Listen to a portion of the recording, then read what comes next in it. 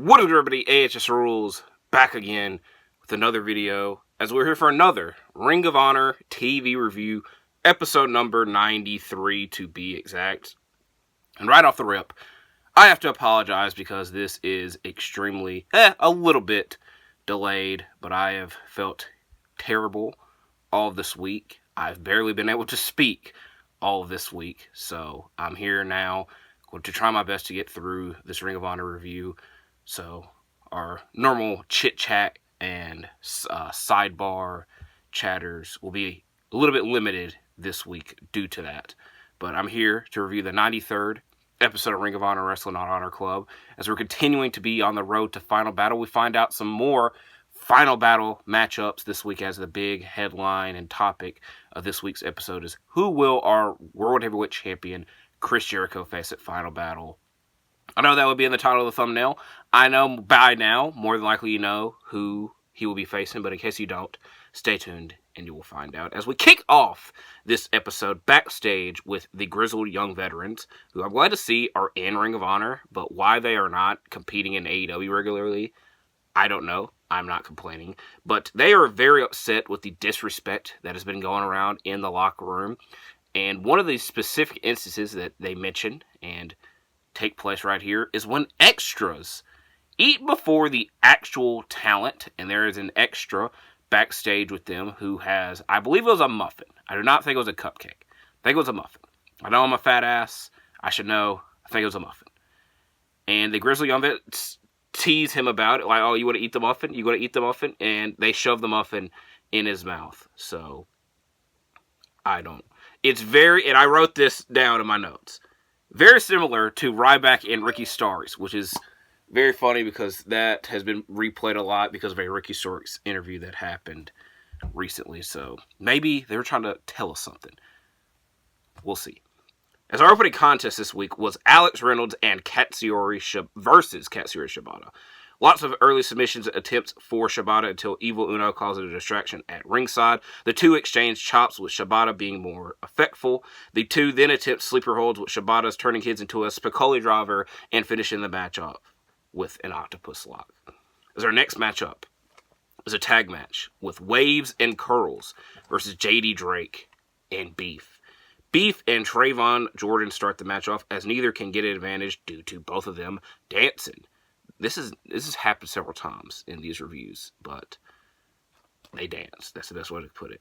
This changes up when Drake tags in, and Drake and Beef hit a senton, a spine buster, and an assisted splash to win the matchup.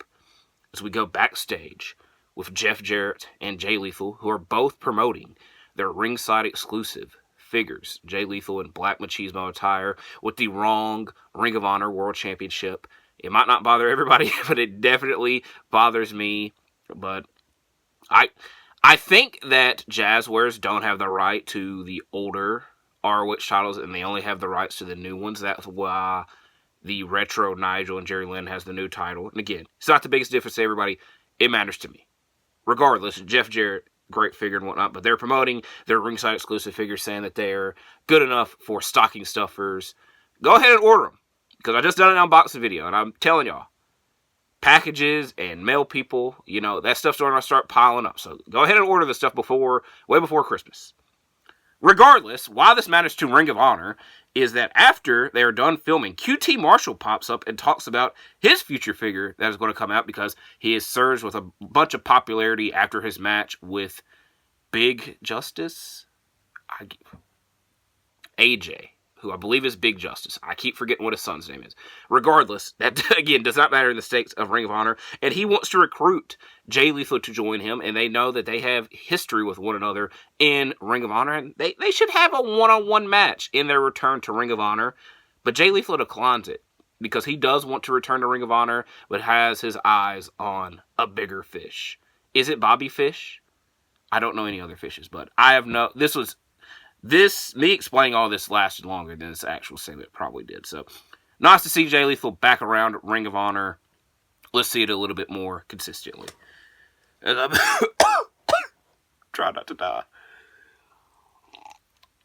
Our next matchup, Trish Adora versus Rachel Ellering. It is back and forth early including the 2 bumping shoulders. Ellering lands a senton for a 2 count. Adora retaliates back with a series of suplexes, and her finish, the lariat. Tubman, this was a good matchup. So now we get, let me go ahead and get another couple sips before we go through this segment. The main topic this week in the States of Ring of Honor, and for the first time on Ring of Honor television, TV Tom with the Learning Tree / Chris Jericho. This is Jericho's first in-ring appearance on Honor Club ROH TV. Technically Ring of Honor TV in general, as his other 2 segments have been backstage promoting other things. But this is the first time he's appearing in-ring in ROH. And the only thing, there's a lot that I can say about what's about to transpire, because I'm going to limit it. It's funny that when Jericho won the Ring of Honor World title back, and there's a bunch of fans saying, yes, he's going to now go on ROH TV and take up TV time there. And this is like, he's had the title for a month. This is the first time he's actually doing it, but that doesn't matter. He cares about the fans. And he always wants to give the fans something special. He keeps mentioning that he is the king of New York, and that the thing that is special that he wants to do at Final Battle is face someone from New York City. The 2 names that he mentioned that I remembered were Frank Sinatra and Tony Soprano, who are both dead. But who does appear, that being Matt Cardona, FKA Zack Ryder. And I wouldn't even brought that up, but Chris Jericho tries to call him Zack Ryder, and he has to be stopped. Matt says that Zack is dead and that he will face Jericho at Final Battle, and he says that he has a nice hat before he knocks it off. I will just say, I have no real interest in this match. They even said on commentary, the main event for Final Battle, Matt Cardona versus Chris Jericho, and I started rolling my eyes. Maybe they do a double main event, a triple main event. I personally, when we think of Ring of Honor, I do not think of Chris Jericho. I damn sure do not think of Matt Cardona. And what the video package, they did a great video package promoting Final Battle, showing all the historic moments in Final Battle history. I was hoping and preferring that Jericho face somebody that's in the video packages and that is has history in Ring of Honor, not necessarily history in New York City and the Manhattan Center.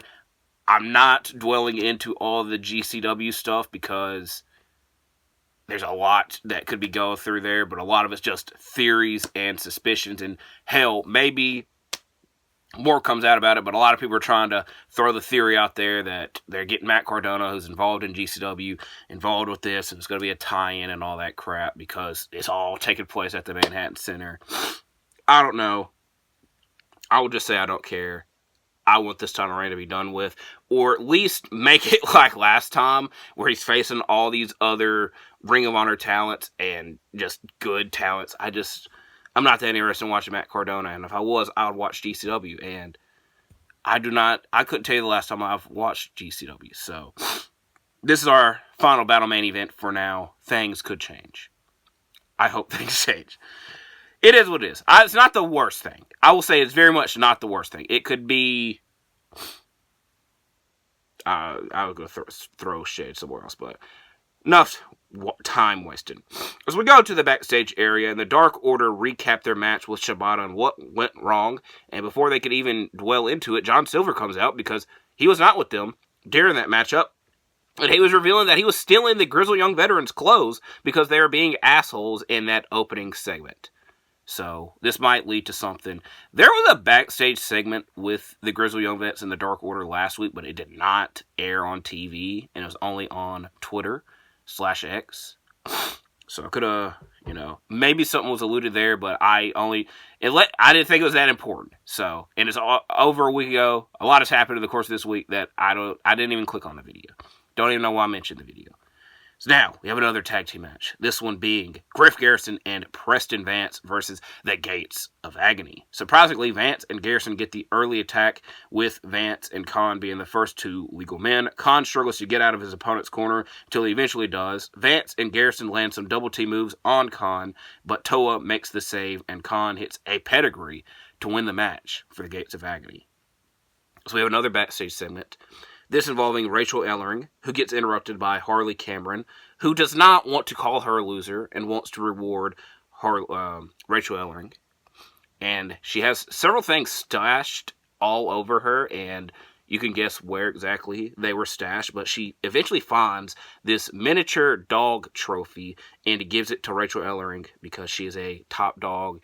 And then her, Lexi Nair, and Rachel Ellering do the hug. That type of hug. You know what hug I'm talking about. As our next matchup is Lady Frost versus Billie Starkz. Very smoky atmosphere. I do not know where all the smoke came from prior to this match, but it was surrounding the ringside area throughout the course of the match. The two are back and forth, with Frost landing a roll-through Hurricane Rana. Starkz fights back with a spinning kick, and then the two exchange some more kicks. Frost tries to land one more, but eventually gets caught in a roll-up by Billie Starkz, with Billie Starkz picking up the victory. And speaking of Billie Starkz, and if it was announced during the course of this episode, I missed it, but again, I saw it on Twitter. Next week on ROH, the four-way match between Billie Starkz, Athena, Legit Layla Hirsch, and Red Velvet will take place, with the winner of that match going to Wrestle Dynasty in the four-way match at that event. So, I don't know if there's an exact name for that, if it is for that four-way match, but this one, I was confused on when it's taking place. It's taking place next week. As, speaking of Final Battle, a video package plays, recapping the history of Dustin Rhodes, Sammy Guevara, and The Righteous, and it sets up a tag team title match at Final Battle, a Texas Bull Rope tag team title match involving Dustin and Sammy, collectively known as the Sons of Texas. I don't like referring to them as that, but that's their tag team name, versus The Righteous. So now, we go to our throwback match of the week, as we go back to 2008, Final Battle 2008 to be exact, for the Ring of Honor World Championship, Nigel McGuinness versus Naramichi Marufuji. With a win, and this is stuff that the Dave Prazak, shout out Dave Prazak, who was the commentator, one of the commentators for this match, was talking about, that with this win, Nigel would be the first man to hold the Ring of Honor World Championship for a calendar year. And I was very confused by what the hell that meant, because I was like, Samoa Joe definitely held the title for over a year, but he won it in 03, held it almost all of 04, but lost it at Final Battle, so technically he didn't count. Danielson was almost the same, held it all of 05 or all of 06, and then lost at the very end at Final Battle. So could Nigel be like Danielson and Joe? Spoiler alert, no, because you have no memory of Naramichi Marufuji being Ring of Honor World Champion. And also, that this was the then attendance record for a Ring of Honor event, which was broken several more times.